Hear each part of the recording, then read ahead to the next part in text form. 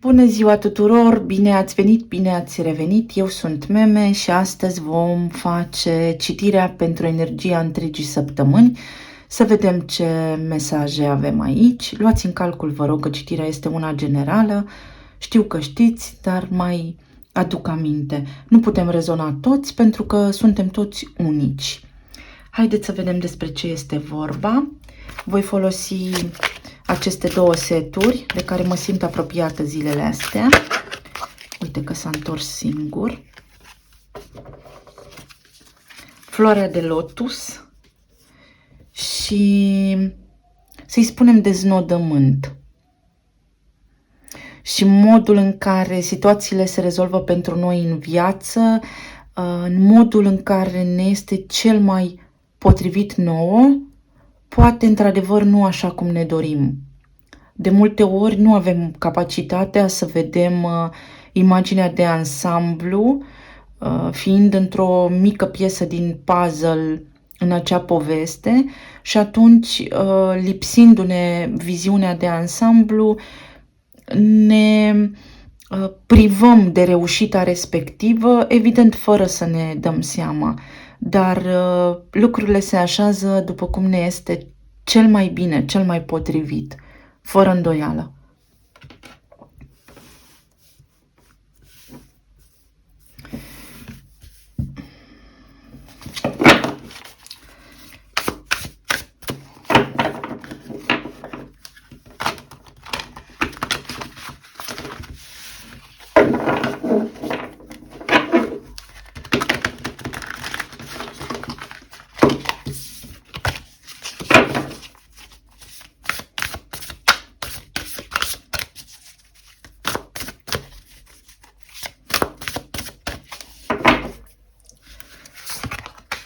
Iubire, plan material și plan emoțional.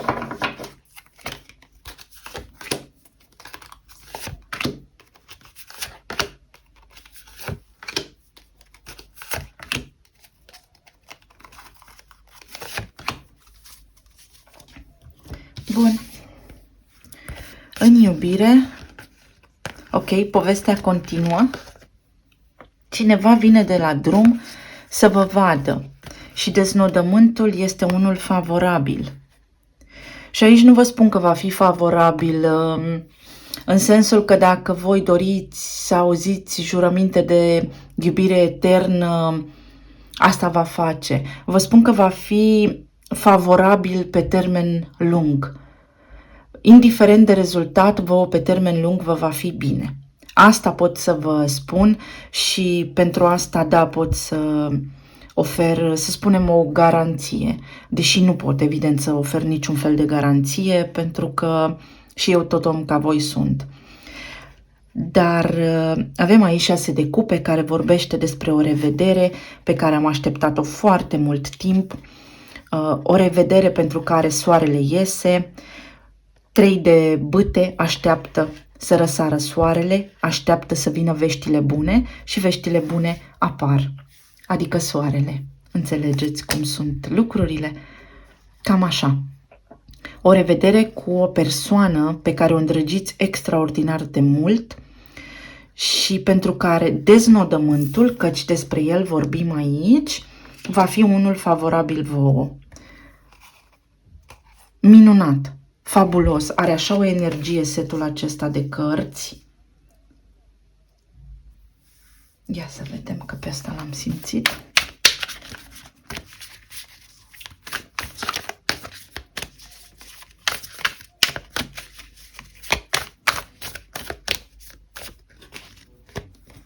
Șase de spade. După o lungă călătorie pe care amândoi ați făcut-o singuri, posibil către vindecarea sufletului, după o lungă călătorie în care amândoi ați fost pierduți în emoțiile voastre, căci barca este pe apă, dar 6 de spade este element de aer, și în gânduri, în sfârșit vă revedeți sau stați față în față cu acest om sau aflați vești de la el. Veștile de la el vin. Pentru unii dintre voi, vești despre el care vă bucură.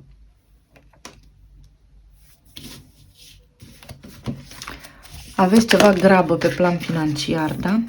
Mi-a căzut asta, scăpați de un compromis aici sau parte din deznodământul pe care voi îl așteptați implică un compromis. Încercați să luați lucrurile așa, pentru că în tot răul aici este un bine. Lotusul stă în mâl, în noroi, nu? Și este o floare superbă. Și am văzut mai devreme, văzusem o carte, pe asta am văzut-o, 4 de bâte, care înseamnă uniune, armonie, relație. Relație stabilă, relație recunoscută. Pentru a putea fi în relație cu acest om, s-ar putea să faceți posibil niște drumuri sau s-ar putea să aveți parte de o relație la distanță sau s-ar putea să fie nevoie să faceți un mic compromis. Voi știți mai bine cum se aplică, însă este o perioadă sau un moment în care să vedeți în situația prezentă, exact așa cum este, un bine. Și de ce nu poate o acceptare a situației exact așa cum este. Aici la bani aveți parte de un nou început, 2 de monede cu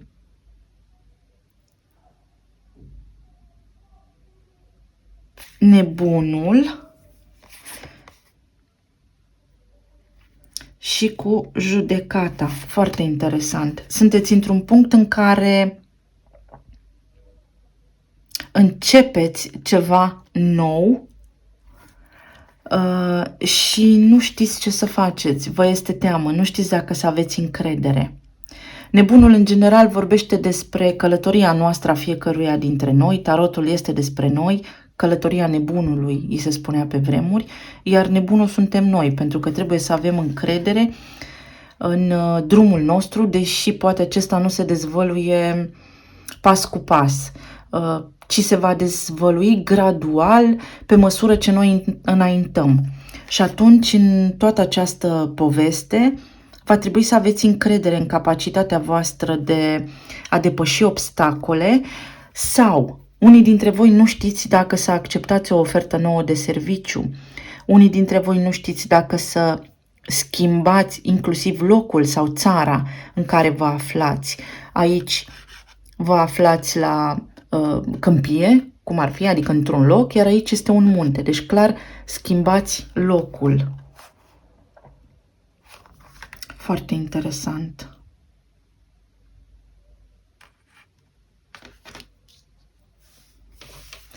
Foarte, foarte, foarte interesant.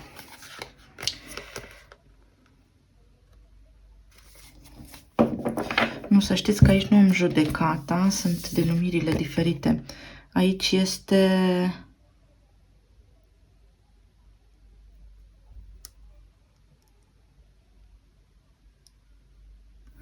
Vai, ce lapsus am. Deci ce vi se ascunde aici? Ce nu cunoașteți? Acum înțeleg de ce aveți dubiile acestea. Și evident că sunt și eu om și mai uit simbolurile, mai ales zilele acestea. Cumpătarea. Da, cumpătarea este aici, care este înaintea diavolului. Nu le știu mecanic, îmi cer scuze. Ideea de bază aici este că aveți în față un curcubeu, o situație favorabilă, echilibrată, o situație care vă scoate din cea prezentă, în cea prezentă posibil să fi fost metaforic ploaie și aici să vedeți curcubeul, ceva frumos și nu știți ce să faceți. Poate pentru unii dintre voi este o schimbare financiară majoră sau poate este vorba despre același venit, dar cumva un job în care să simțiți că vă este mai bine. Cu cumpătarea aici, vi se spune să vă gândiți foarte bine la lucrurile pe care le doriți, pentru că în tot răul, mă întorc, este un bine. Și avem faetonul, care spune că este ok să luați acțiune, că sunteți în siguranță, cu toate că voi sunteți atât de confuzi. De cele mai multe ori în viață este bine să ne asumăm și riscuri.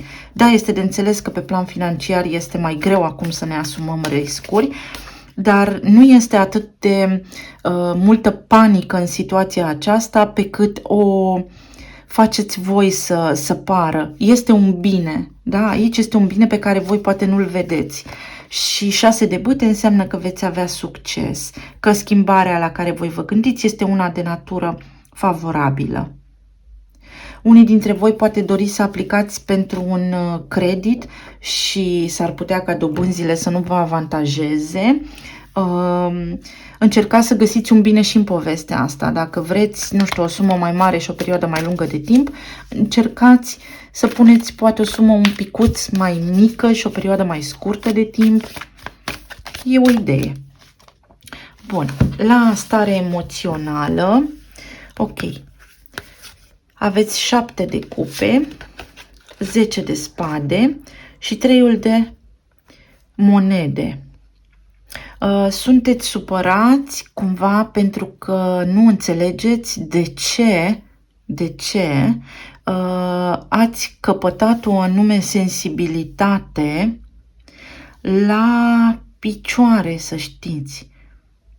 3 de monede este cartea Capricornului și Capricornul este guvernat de Saturn, iar în astrologia medicală Saturn guvernează dinții și gleznele, labele picioarelor. Poate vă simțiți instabili sau poate nu știți ce să faceți, aveți probabil vreun diagnostic sau vreo afecțiune care are legătură cu racul, 7 de cupe, cu pieptul, ceva la piept.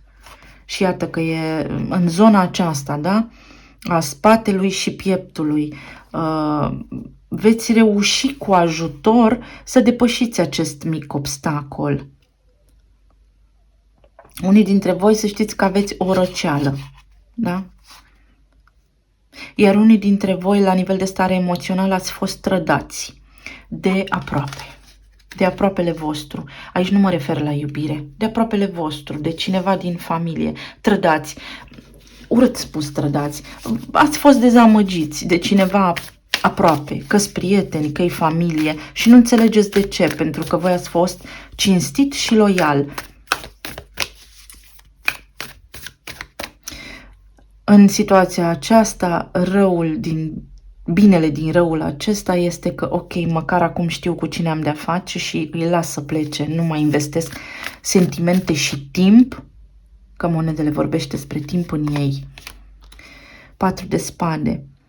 Retrăgeți-vă un pic din această dinamică și lăsați lucrurile să treacă. Pentru voi aici sfatul este: timpul le va vindeca și le va rezolva pe toate.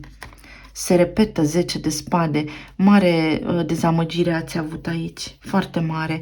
Dar să știți că ați fost implicați în ceva unde ați avut o alegere anterioară de făcut și cumva nu că sunteți vinovați, ați ales și voi să mergeți pe drumul ăla.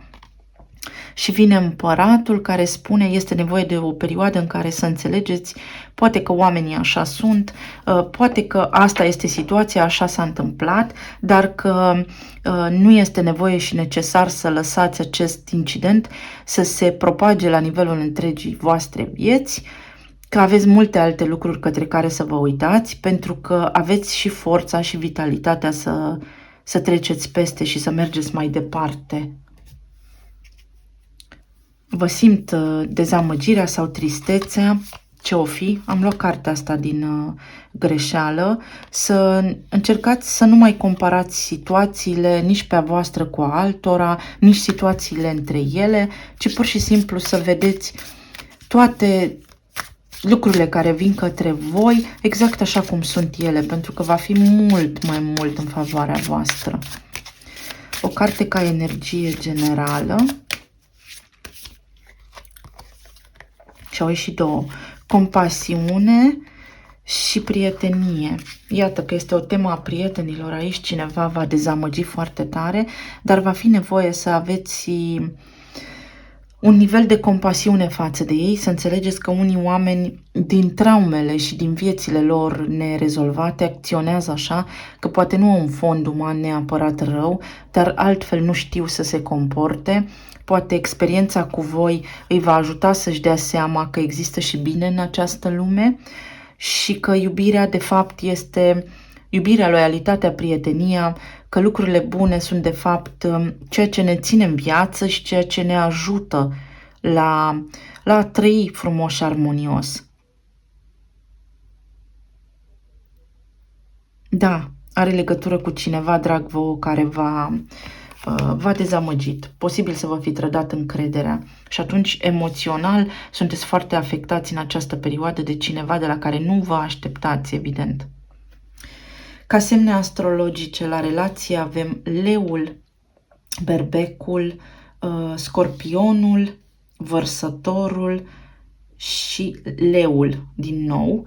La planul financiar avem leul, racul, scorpionul, capricornul, berbecul sau peștii și săgetătorul. Iar la această trădare, berbecul, Gemenii, vărsătorul, capricornul, Gemenii și scorpionul. Luăm și talismanele.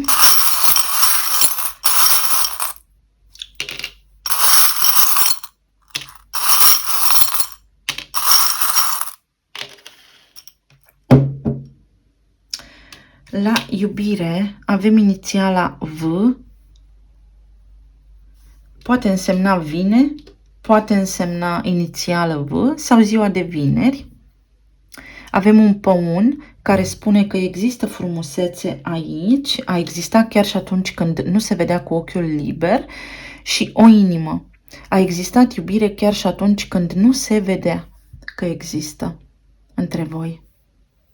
Chiar dacă noi ne exprimăm diferit și poate lăsăm să se vadă altceva involuntar, iubirea a existat aici și există. La planul financiar avem o bufniță, ajutor de la cineva înțelept, sau să faceți o alegere înțeleaptă pentru că va fi de bun augur și cu noroc pentru voi. Și iată ce avem aici. Norocul, succesul. Va trebui să cântăriți un pic opțiunile și să luați decizia cea mai bună pentru voi, dar să o luați așa pe simțite. Pentru unii dintre voi spune că aveți suficient de multă experiență să faceți acest pas, în cazul în care ăsta este dubiul pe care îl aveți. Iar la plan emoțional spune frumusețe și despre asta vorbește și compasiunea și prietenia, frumusețea de a ne transforma. Este o lecție din care avem de învățat și din care putem ierta sau putem învăța. Este o lecție aici, deci ce simțiți voi acum vă învață să treceți peste, să vă transformați, să deveniți mai înțelepți și mai frumoși la suflet. Nu vă știu situația fiecăruia dintre voi în parte, dar asta este ce văd aici. Mai iau unul. Iată, un săgetător, adică înțelepciune. Înțelepciune. Este planeta lui Jupiter. Vă crește sufletul, veți crește în conștiință și vă veți întări frecvența iubirii pe viitor. Ceva ce acum pare urât, în viitor va fi foarte frumos. Cam atât, dragilor, pentru voi. Să fiți sănătoși tare, să aveți o săptămână extraordinar de frumoasă și de ușoară și să vă bucurați foarte mult de voi și de iubire. Pe curând, vă îmbrățișez, pa, pa!